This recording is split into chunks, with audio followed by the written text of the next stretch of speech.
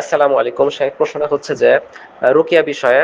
তো রাকি হচ্ছে সঠিক আকীদার রাকি। সে যখন একটা রুগীকে যখন রুকিয়া করায়, তো রুগীর শরীরে তখন জিন থাকে। তো অনেক সময় খবিশ জিন থাকে, বদমাইশ জিন থাকে, রুগীর শরীর থেকে যেতে চায় না, বছরের পর বছর রুগীকে কষ্ট দেয় এবং অনেক কষ্ট দিয়ে ফেলে। রোগ মানে তাকে শরীর থেকে যায় না।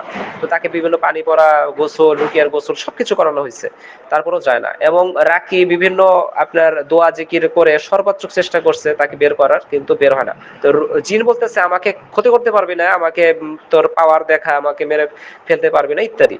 তো রাকি কি করে, শেষ যে চিকিৎসা সেটা হচ্ছে যে তাকে হত্যা করা। তো কিভাবে করে, হাতে ফু দেয়, আইতুল কুরসি হাতে ফু দেয়, হাতে পরে এবং বিভিন্ন দোয়া জিকির পরে ওই হাতটা রোগীর গলায় ফ্যাঁস দেয়, ফ্যাঁস দিয়ে বলে যে আল্লাহর ইচ্ছায় জবাই হয়, আল্লাহর ইচ্ছায় হত্যা হয়। তো তখন ওই জিনটা মরে যায়। তো এইভাবে হত্যা করা কি যাবে, একটু জানাবেন, একটু জানাবেন। রহমতুল্লাহ বারাকাতুহু। যদি করা যায় হত্যা, সত্যি হত্যা করা যায় এবং সে ক্ষতিকর হয়, তো হত্যা করা যাবে। সে জিন হোক ইনসান হোক, যদি সত্যিই সে ক্ষতিকর হয় তাহলে তাকে করা যাবে। আর যদি এইভাবে সত্যিই হত্যা করা যায় তো করা যাবে, কারণ মানুষের সে ক্ষতি করছে, তাকে রাখা যেতে পারে না।